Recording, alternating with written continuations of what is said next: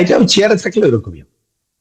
ওই চেয়ার থেকে বেড়ে আসলে উনি যদি দেশে থাকেন এবং কথা বলেন, আমি কথাটা বলে রাখি, আপনি শুনবেন যে উনি তখন কি কি বলবে।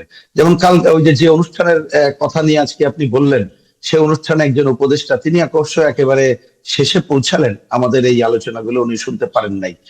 তিনি তো এখানে বললেন আমাদের, যদি আমি ভুল না করি, পুলিশ সংস্কার নিয়ে, যেটা নিয়ে কথা হয় অনেক কিছু পারিনি, এখন বলা যাচ্ছে না, পরে বল, তার মানে বিদায় নেওয়ার পরে বলবেন।